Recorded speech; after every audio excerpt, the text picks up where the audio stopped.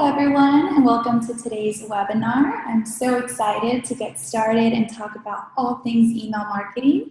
So specifically, today's topic will be why email marketing is essential for your nonprofit. So some of you might be listening in and already currently implementing email marketing campaigns. So this webinar is perfect for you if you want to learn some tips and tricks on how to better perfect your email marketing campaigns.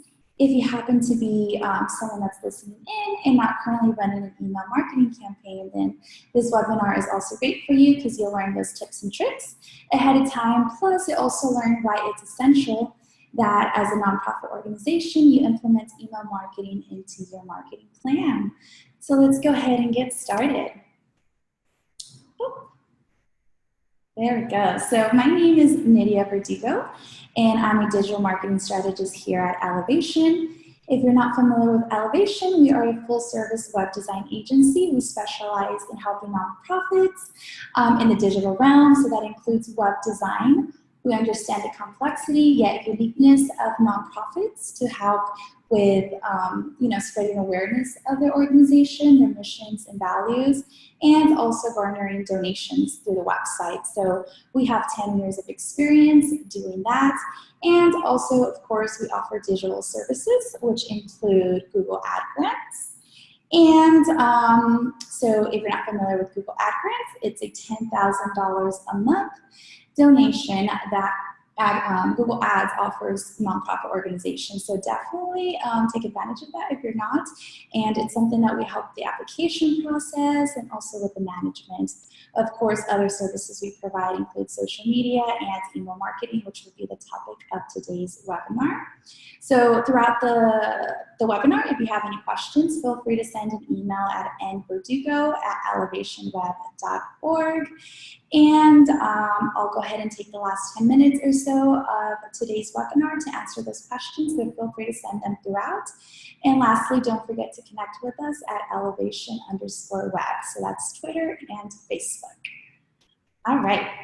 So what you can expect from today's webinar, some key takeaways. Of course, the first part, which will be the bread and butter of today's webinar, is best practices for email marketing. So again, this is for anyone who is currently running email marketing campaigns or interested in doing so. You can go ahead and get some tips and tricks to better run some effective marketing campaigns. I'll also be touching on the importance of email marketing and how it's essential for every nonprofit to include this in the marketing plan.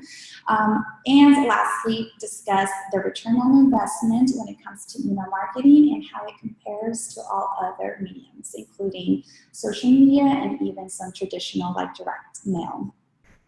So we'll start off with best practices, of course. So go ahead and get your notes ready, whether it's on your notepad or wherever you're taking notes. This is going to be roughly about 10 different topics I'll be discussing on how you can better strategize and plan when it comes to your email campaigns.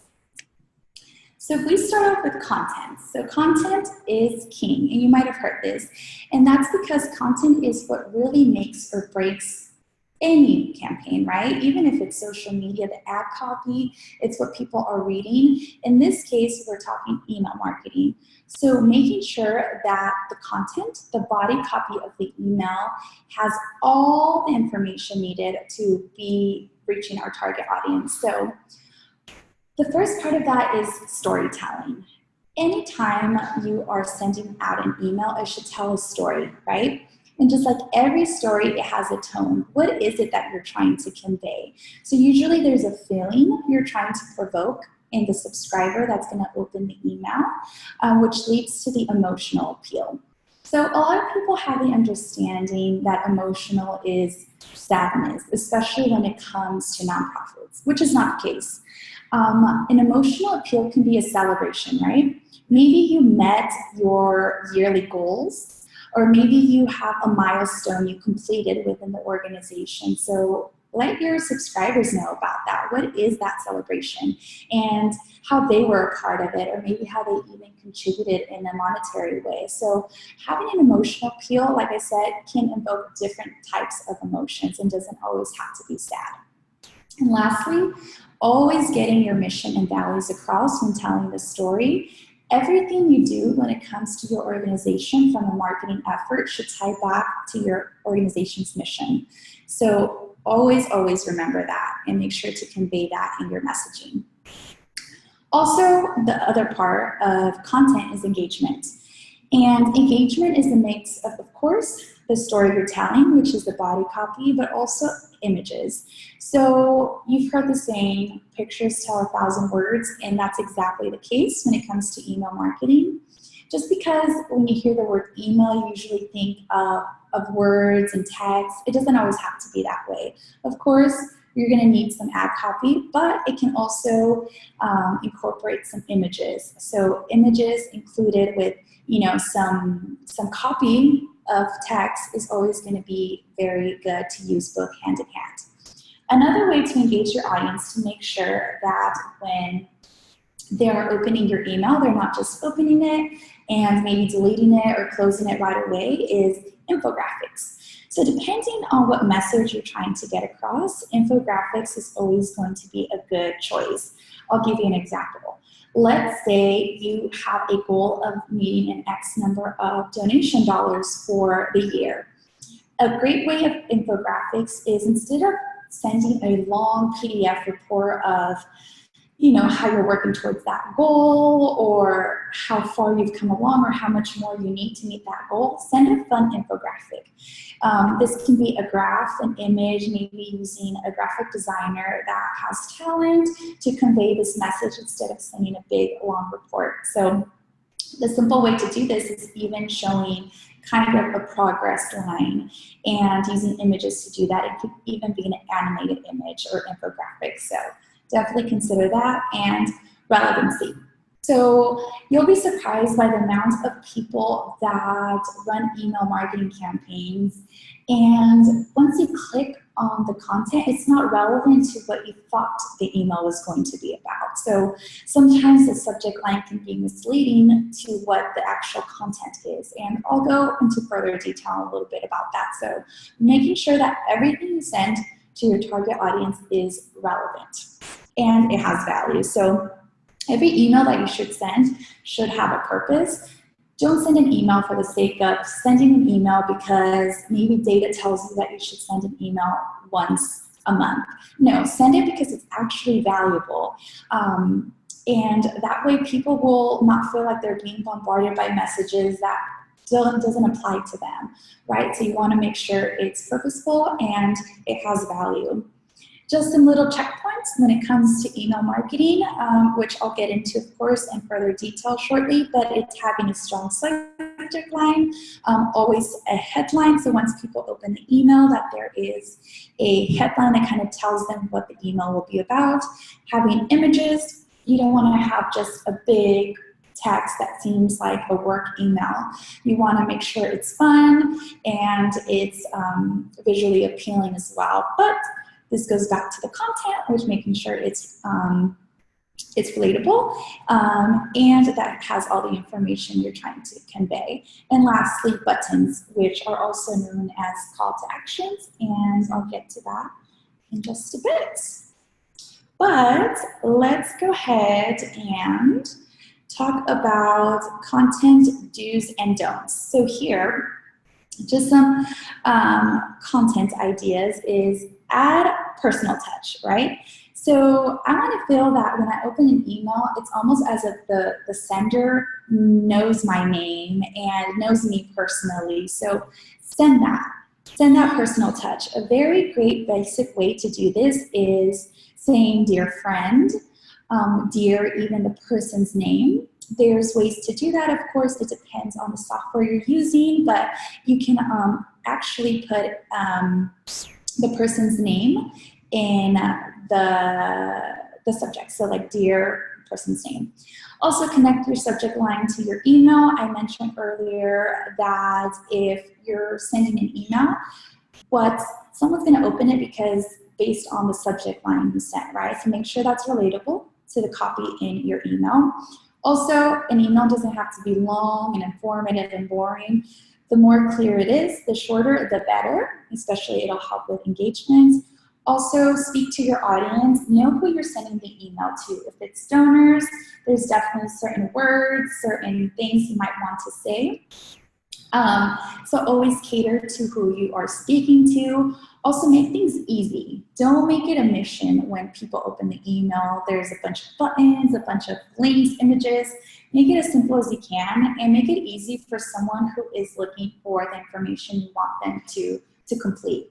So if it's a donation, where can they donate? Simple, at the top, they can click the button and go and donate.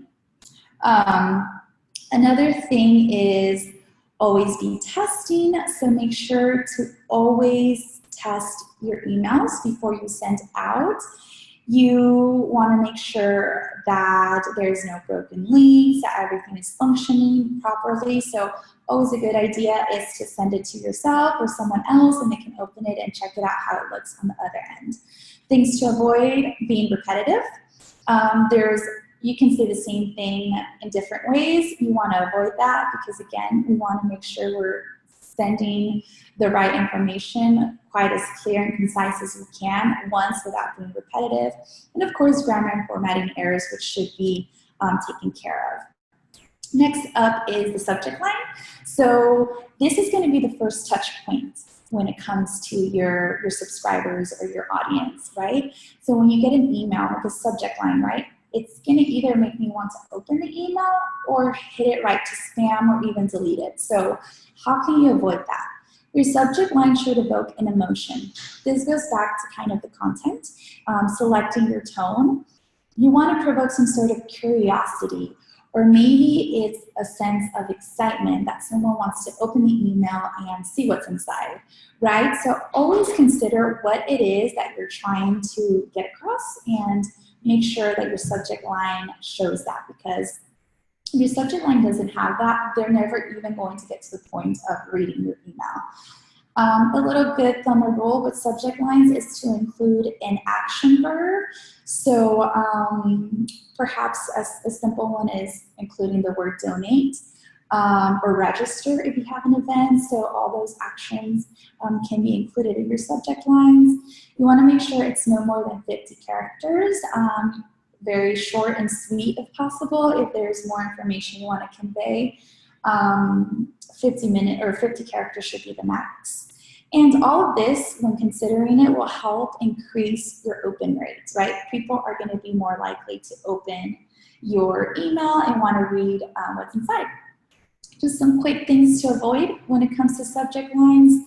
Gimmicky subject lines, right? We get them, and sometimes they include the words urgent, buy now, win, free. Sometimes they give the sense of being a spam email, so you want to make sure you don't come across as a spam email. So be sure to avoid those words.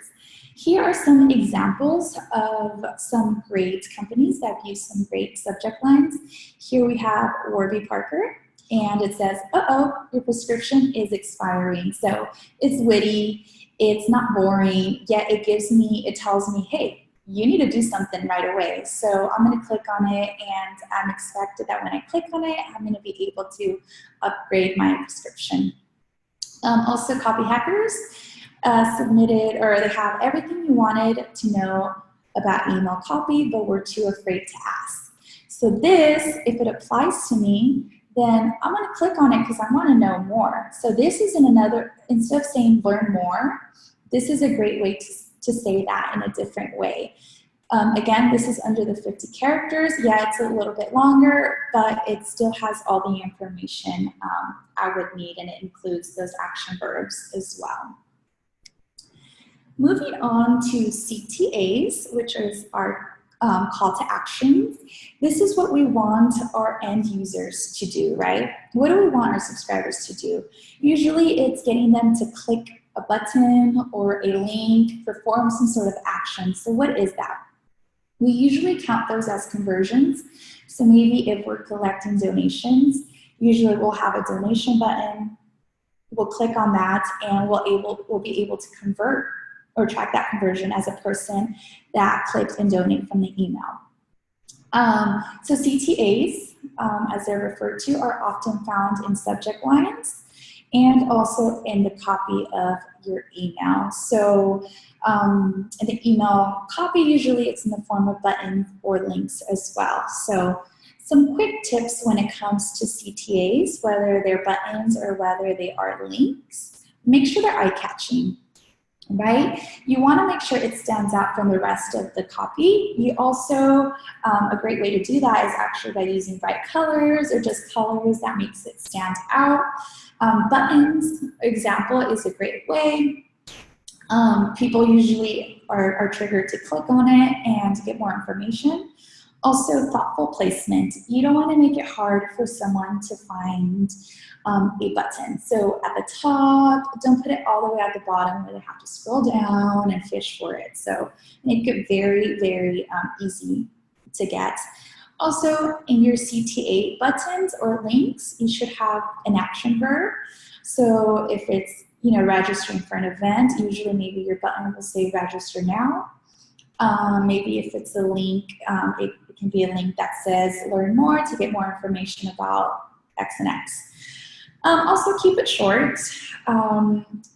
Again, people's attention span is so short. So if you have a button with so much text in it, it's almost going to seem, you might as well make it like a paragraph or like a sentence on its own. So try to keep it very short. I'd say no more than 5 characters, depending on what message you're trying to convey. And then also A/B testing. So what A/B testing is, comparing different, for example, if you want to compare donate now to just donate or donate today, you can actually test to see which of those variations of text bring in more traffic or more conversion. So be sure to do that.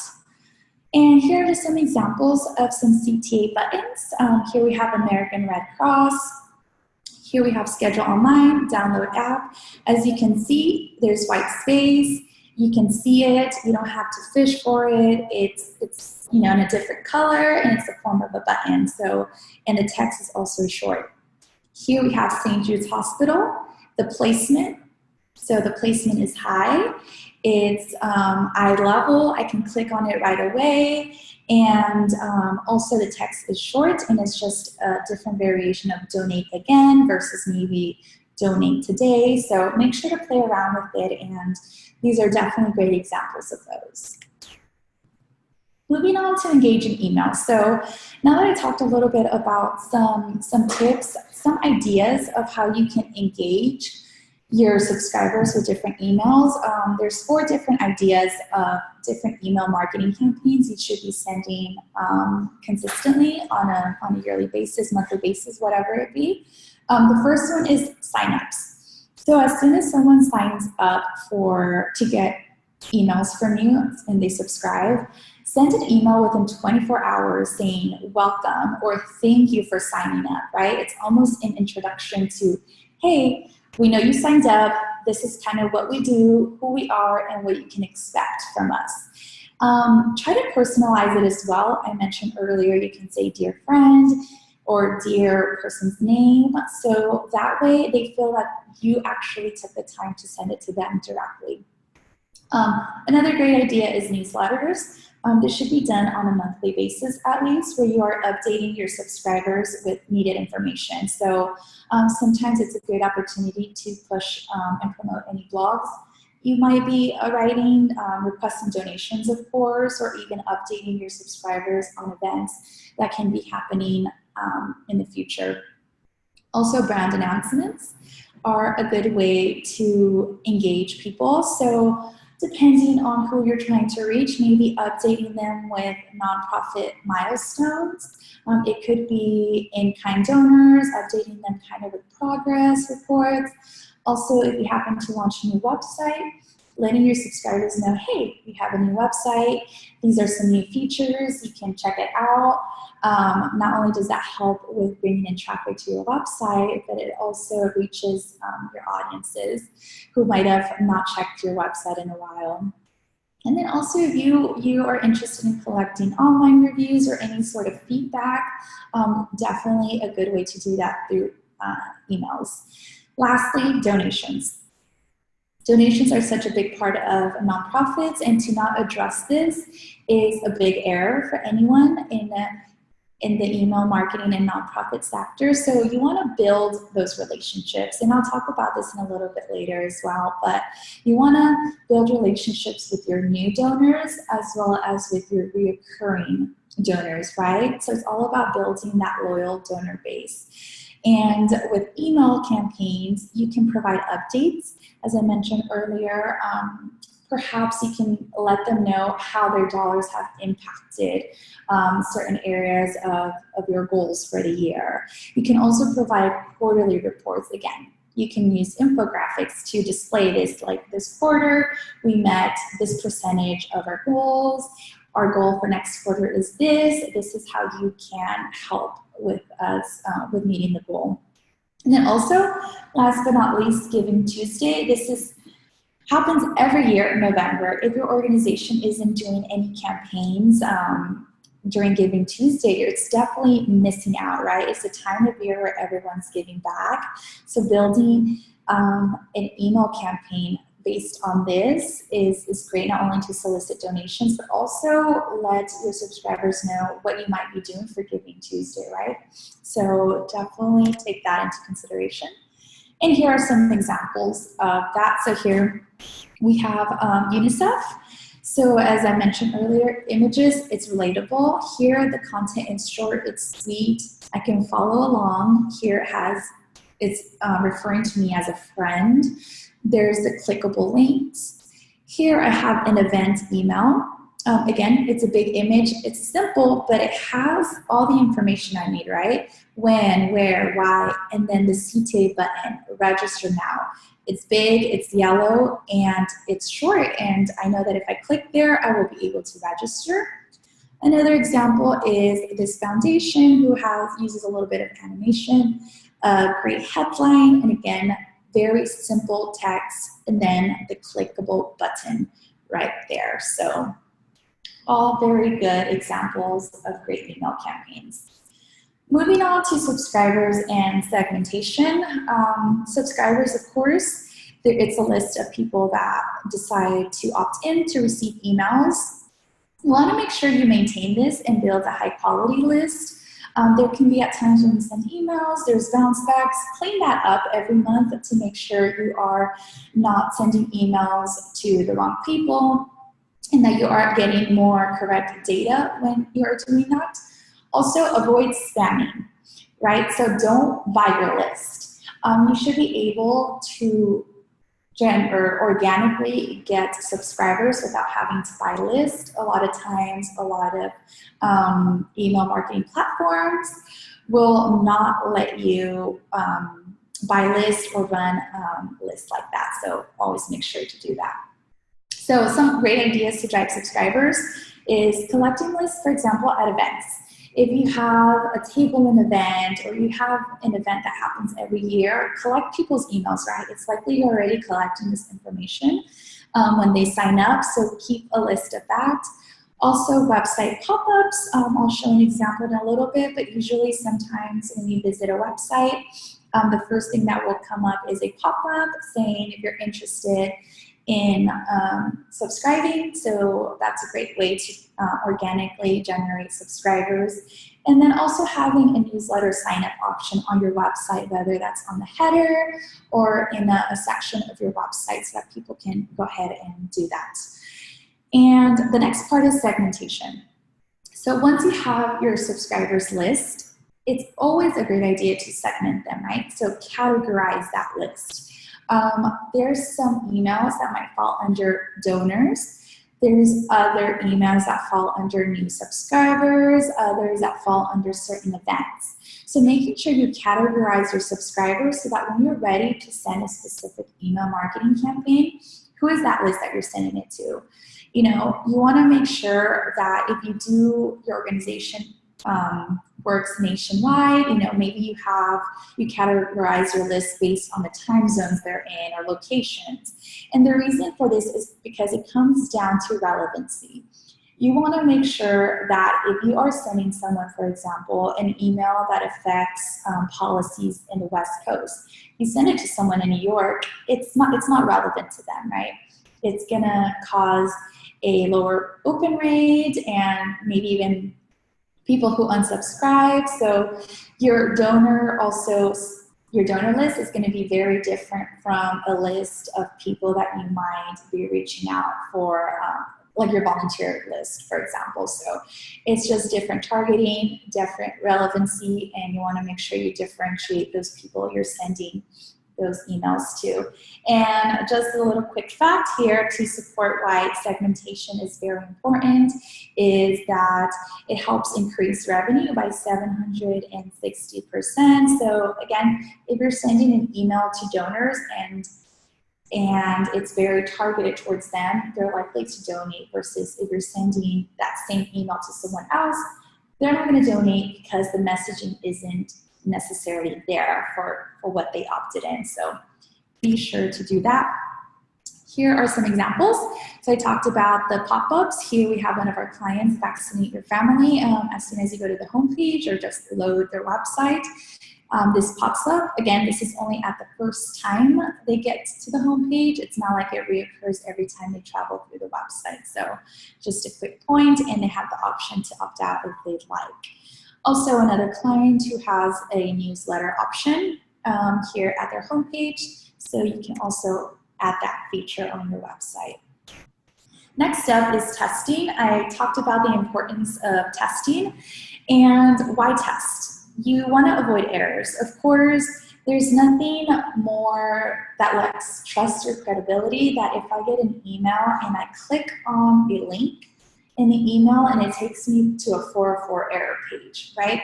It makes me think they try to mislead me. You just lose the trust and credibility in that user. So you want to make sure you always check things are working, things are functioning as they should, and always send it to yourself or send it to someone else to check how they're able to see it from a different perspective. Also, testing doesn't always mean just functionality. It also means split testing or A/B testing. So maybe you want to test out a certain subject line compared to another subject line that has maybe different wording or a different character count. You want to test maybe the CTA buttons. So all of that is always a good way to test things out and see what's working and what's generating more engagement. All right, so just a quick test and checklist that you should always be making sure it's with grammar and that it's functioning. Include subject lines, the content, of course, making sure it's relevant. All things work, the CTAs are working, the quality of photos are there, it's not taking forever to load, making sure there's no broken links, the formatting looks correct, and always make sure to test out emails on your computer and your mobile. So check it out to see how it looks on the two devices. It could be that mobile loads differently, so you might need to change things like the file size of images, so just always be sure to do that. And also landing page load time. So I'll go ahead and get to the landing page now. So when you're sending people to a specific page on your website, make sure that landing page is functioning correct. You want to test and optimize. So as a person that's sending a campaign, make sure you go to the website and for yourself, see if it's taking a long time to load.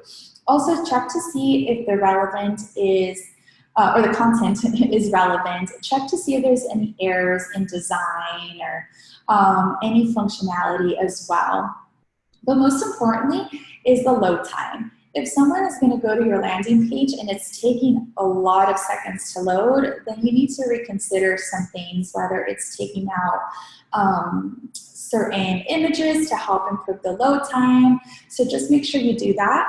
A great way to test the load time of any page on your website, you can go to developers.google.com and it'll give you a report, a health score for your website, and will even give you things that you can change and some recommendations. So be sure to check that out before you send anyone to a landing page. Next up, I want to discuss mobile. So mobile and computer, that's usually how we're accessing our email. So mobile is so important, and I'll get into further detail in that later on as well. But you want to make sure that the load time on mobile is fast and not taking forever, because that's usually where people are checking their emails, right? So making sure that's very optimal. Also, because people's attention span is so much shorter, especially on mobile, make sure the content is short and simple.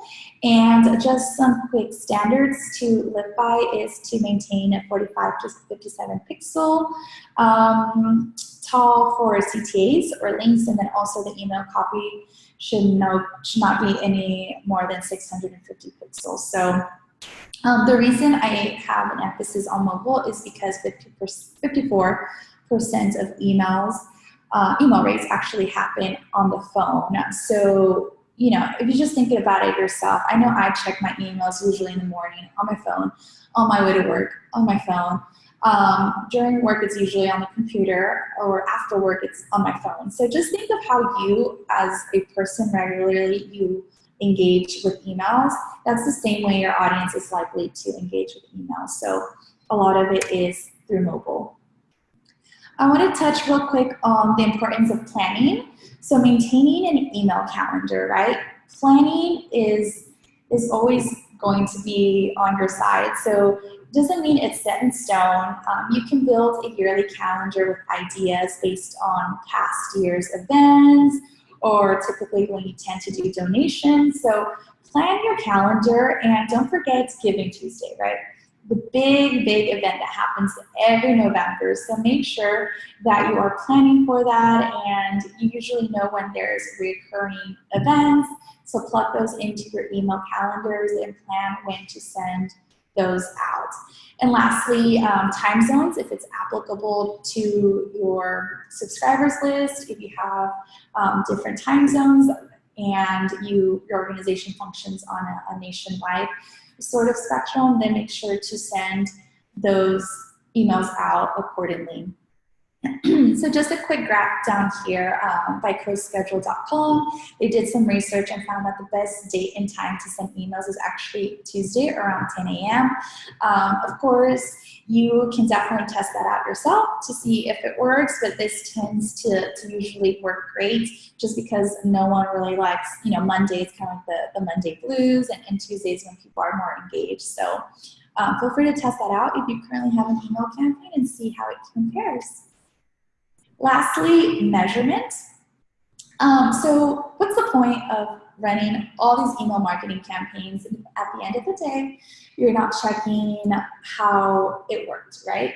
And comparing things. So measuring your campaigns and your emails is always going to be important to give you insights as to how to improve future campaigns as well. So this measures data for you. So for example, A/B testing. If you tested different subject lines, you will be able to see which one received a higher open rate. By measuring different data, it'll tell you how people engage as well overall with your email campaigns. And then this will actually give you the insight on the best time and date to send emails.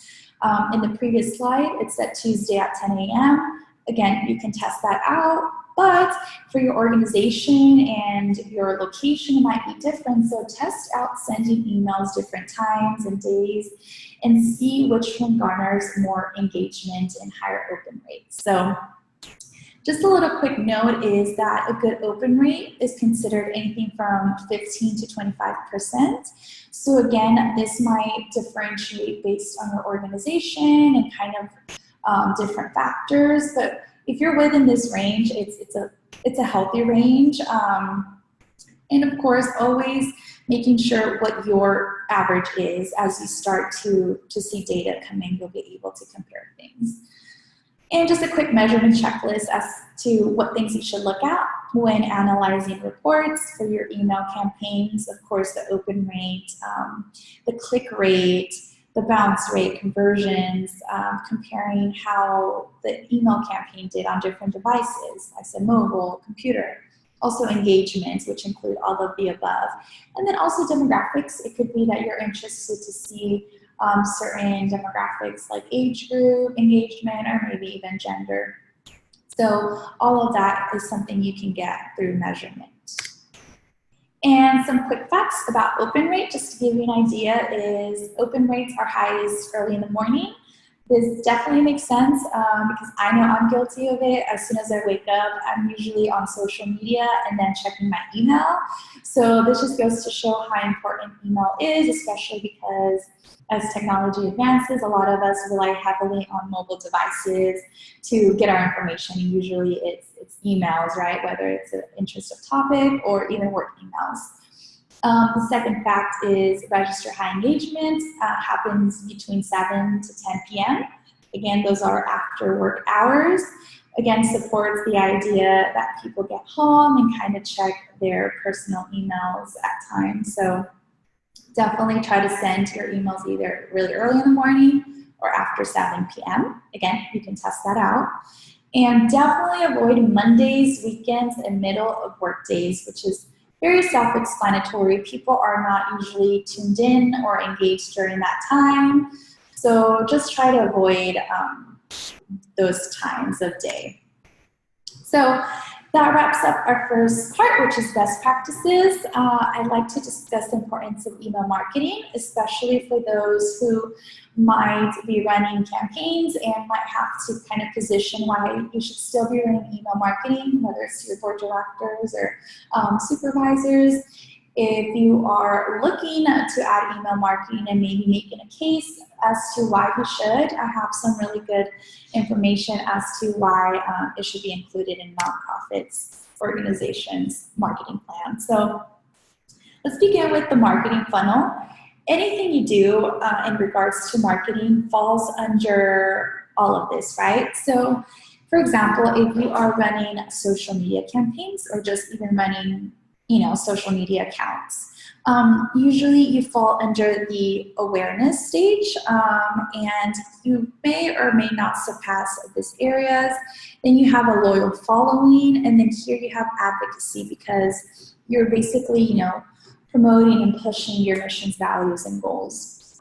If you're running a display banner campaign, usually you fall under the awareness stage only and need support of other marketing areas to be able to kind of finish the transitional phase of people's consumption with marketing. So whatever marketing you're using, it's either falling under one of these, if not all.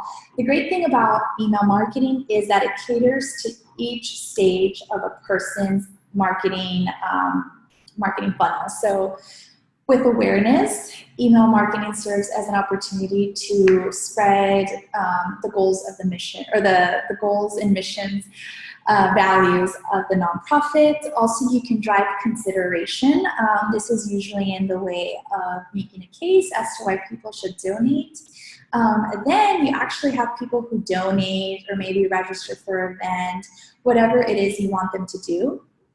And then after that, you build a loyalty, right? It's your subscribers. They opted to receive email notifications from you, so they are receptive to getting messaging from you. And lastly, advocacy, right? There are people that are basically advocating for you as an organization, and you can cater to them as well through email marketing. So that's a great thing about email marketing, is that it reaches all these stages of a person's marketing exposure. And when you are adding marketing into the mix of other mediums you're already using, whether it's social media, maybe even Google AdWords, then you're only increasing your conversions, your exposure, and your traffic and awareness. So definitely don't underestimate the power of email marketing as it pertains to this marketing funnel. So just some quick things. I want to correlate email marketing to different areas, starting with user behavior, just to make the case as to why email marketing is so important based on how people interact with emails on a daily basis. So the first statistic is that there are over 3.7 billion people who are using email. And if you think about it, people have to use an email just about for anything nowadays, right? Whether it's to register for a service or at work, even school, whatever it is, you usually are asked for an email. So a lot of people have emails. It's almost crazy the person that doesn't. So that just goes to show that people have an interaction with email at some point on a daily basis. Also, 95% of people said that they are content of getting email newsletters from brands, and they find it to be useful as well, right? So again, this goes back to the point that when people are opting in to get newsletters from you, they are receptive to it. They expect to get information from you. So it's important to cater to them in that way and to not forget that they exist, right? If not, if you go a long time without sending emails, what happens is they forget that they even subscribe to you. And once that email comes in, they might really just not even remember you anymore and unsubscribe. So consistently be catering to your email subscribers. And lastly, 90% of people who check their email say that the reason they get online alone is because they need to check their email, right? And it's the #1 activity online. So again, just think about how you interact with email on a daily basis. Alone for this webinar, right? Usually maybe you're at work and you have to check your email. So we just interact with emails so much throughout the day that it would be impossible to think that other people don't, and especially the target audience you're trying to reach. Now, tying it back to social media, because I know social media is this big thing that a lot of organizations are relying heavily on to spread awareness. And it's great. Social media is great, but it's better when you accompany it with different other mediums. So email marketing and social media work hand in hand together. But I also wanted to demonstrate just how email marketing has been around a little bit longer and is a little bit more solidified in regards to reaching audiences. So this first statistic shows us that 72% of people prefer to receive promotional content on email versus social media. So you go from 72% to 17%. And I'll give you an example. So I know when I'm on social media, I'm scrolling through things, I'm looking at things I want to look at, right? I'm following accounts I want to follow. So if I see like a paid ad, for example, it's disruptive. It comes between my joy of whatever I was enjoying, and it's like, I didn't ask to be served that ad, right? Whereas with email, I chose to sign up for email newsletters. So I anticipate to get newsletters every so often. So that's the difference between paid social and email is one, you're choosing to get that promotional information. The other one, it's almost disrupting your daily activity. The next point is click-through rates increased 158% when there was social media buttons included in the email. So you might often see in a lot of emails, there's like, share this on Facebook or follow us on Twitter, that kind of thing. And that's exactly what it means. It just means, when you're incorporating social into your email marketing, it's going to help increase people who might follow you or might visit your Facebook and kind of engage with that social media. So if you're looking to grow your social media, then email marketing is a great way to implement that as well, because you just automatically include those buttons and people can know your handles and can also share information onto their. For example, if you're sharing a blog, you can share that on Facebook directly from email marketing. So, and then lastly, email subscribers are 3 times more likely to share your content via social media. So that's kind of what I mentioned. If you have like an event that you're trying to get people to register with a social media button or sharing link option on your email, people can literally just click on it and share it instantly from their phones. So you want to make sure that you are kind of integrating social media into your email marketing as well. So definitely think of that. And just a quick point to make across in regards to email marketing and mobile. 53% of emails are open on mobile devices. I mentioned earlier the importance of mobile, so just don't forget to make sure that when you are sending an email out, it is mobile friendly and that you are adapting your messaging to mobile, because as it shows here, more than half of the emails are open on that type of device. And then 91% of consumers check their email at least once a day on their phone, and I'm guilty of that. I check my email from my phone at least maybe 5 times a day. So that just goes to show how everyone is so glued and tied into their phones. So it would be a very bad idea to not cater to mobile users. And then I want to talk about how growing supporters through email marketing is so important.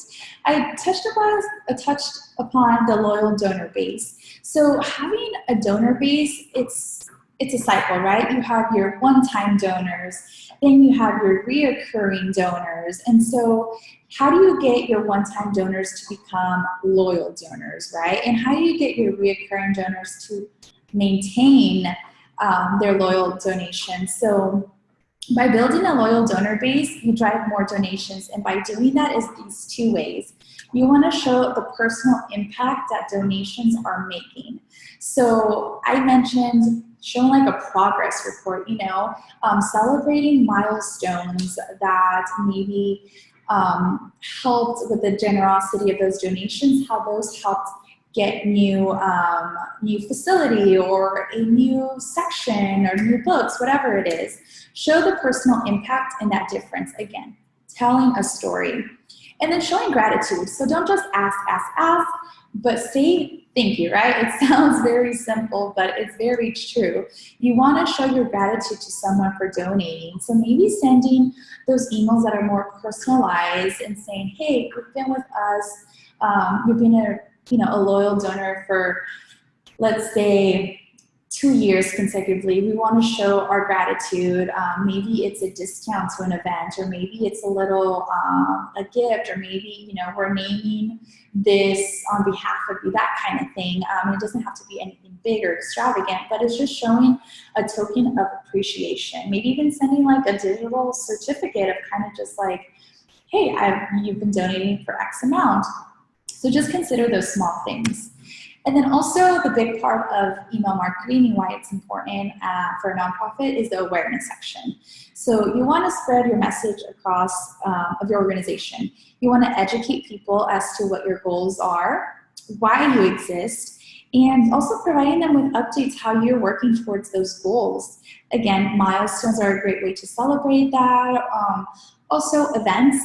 A lot of organizations rely heavily on events to fundraise, so help increase your attendance and also increase your fundraising dollars by implementing an email marketing campaign that you can send to past participants and reminding them of, hey, this event is happening again next or in a few months, don't forget to sign up. Or, hey, we actually have all these other cool events that you can actually be a part of as well. So just being thoughtful in regards to that manner. And very quickly, just touching on ROI. So how email marketing increases ROI. I know sometimes there's hesitation as to why I should invest in email marketing, and this basically gives you the why on here. So ROI, of course, stands for return on investment. So here is just a quick graph that shows for every dollar spent, how much you can expect to get back. And you can just see right away, email, for every dollar, you get 40 back. And just think of that donation, right? You might think at first, oh my gosh, I'm spending X amount of dollars, and why do I have to do this? But just think about it. One donation alone resulting from an email campaign can result in getting all your money back that you spent for that email marketing campaign. Because as you can see here, the return on investment is just so high on email. It would almost be crazy not to address this or take advantage of email marketing. And if anything, give it a try. Give it a try and see how it goes. But the key thing is to be patient, just like any other marketing or most marketing, it's a patience and numbers game. So, and it involves thoughtful planning. So that's why the best practices, it gives you an idea of how to better effectively run marketing campaigns so that you are thoughtfully reaching out to the right audience with the right messaging. So all of that plays a very important role. And again, just emphasizing how email marketing and mobile devices will yield even a higher return on investment. And this is just because as technology increases, we just rely heavily more on our mobile phones. We are able to do more on our mobile phones. And so if you can reach people through email marketing and mobile devices, you are just, you know, for example, there's Apple Pay. Sometimes there are payments already integrated into mobile phones that at the click of a button, people don't even have to really submit their information. So it just gives you an idea of how much easier it is to make donations and just do things from your phone. And then some quick statistics to kind of support ROI is 77% of return on investment comes from segmented and targeted campaigns. I talked about this earlier and how it is important to segment your subscribers list. So when you are sending very target-specific donation emails to a donors list, then of course that will definitely yield a higher ROI. Also, a lot of people still make the case for direct mail, and just think about how you consume media, right? I mean, none of us really go to our mailbox, find a direct mail, and kind of engage with it as much as we do with our phones. Everything's on our phones. We want it to come to us. We don't want it to go to it. So this just, I mean, just the difference between 28% and 7% is almost not even comparable. So definitely use email marketing. And then also email marketing just helps increase conversions more than social media. Again, social media works great with email marketing, but if you isolate these separately, it's almost a mistake.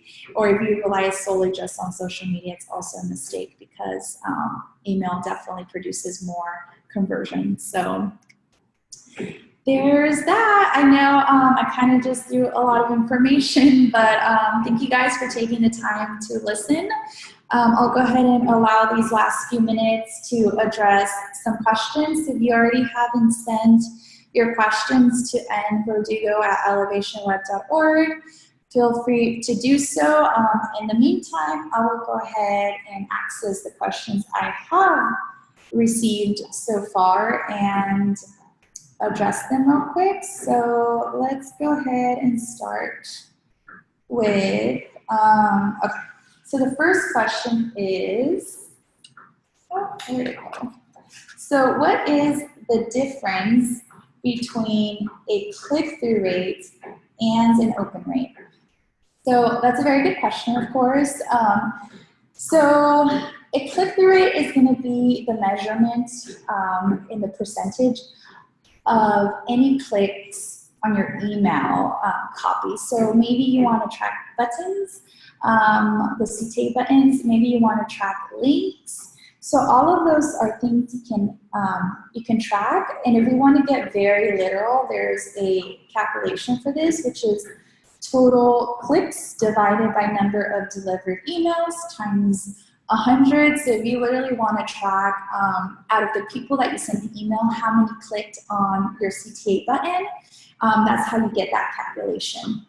So that's the CTR.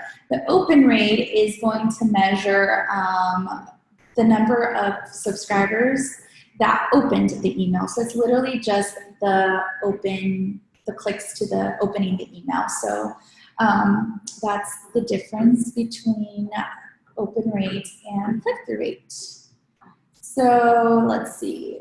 I'll do another question. Okay, so what is a good load page time? This is also a great question, and I probably didn't expand on this as I should have. But a great load page time is technically landing page should not take more than 22 seconds to load. With that being said, more than half of the people disengage with a website if it takes more than 3 seconds to load. So there's kind of some conflicting data about that. So I'd say a good thumb rule is to make sure that the website doesn't take more than 5 seconds to load. So test it out yourself. Go and check out to see how long a page takes to load. And if you get impatient, that means that your user is usually going to get impatient. So test that out, but definitely I say keep it under 5 seconds, ideally even 3 seconds, and that'll kind of determine your load page time. Let's see. Oh, another question that's related to load page time is, how do I improve load page times if I'm having difficulties? Okay, so one great way to do that is by the content on your load page. Take a look at any images you might have. So if the images are taking forever to load, that definitely affects your load page time, the quality, the size of your images. Also, if you have any video on your pages, usually embedded videos will take longer because it's hard-coded on the website. So always try to do like Vimeo or YouTube, and that way it's easier instead of something that's embedded. And obviously the more hard code there is on that specific landing page, the longer it might take. Also, rich media. So if you happen to have anything on that web page, like for example, some organizations like to have like their social media activity, live activity feed. That can also cause a big load time if in combination with a lot of other things. So just another area to look at to improve things. So let's see, maybe one more question.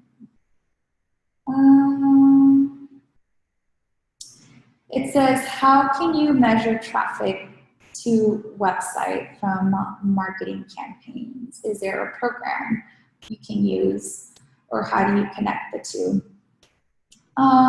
So it depends on what program you're using to run your email marketing campaigns. Usually programs will have like a dashboard that provides those analytics for you, but you want to make sure you connect your email campaigns to your Google Analytics, so you can actually use what are called UTM codes, and that way whenever you're sending an email and people are visiting your website from certain links that you included in your email campaigns, in Google Analytics, it will differentiate those specific email-driven traffic. And you can even get as specific as to naming the campaign, if you have like a campaign name, for example. So that's a great way to track things. So I'd say the combination of both, but definitely you want to know the amount of traffic that comes from email campaigns on your website, and you can do that. So, okay, so I think that's about it. Kind of running out of time now, but I just want to say thank you to everyone who tuned in. And definitely, if you want to learn more about our marketing services, you can go to this link right here, which is elevationweb.org/nonprofit-email-marketing, to kind of learn more of what we can offer if you are interested in maybe having someone else manage email campaigns, or if you're looking to get started. So at any rate, if you have any questions, you have my email, you can reach out to me. And thank you so much. And we'll be sending this webinar, so you'll have all the slides and information for you available by the end of the day. So thank you guys.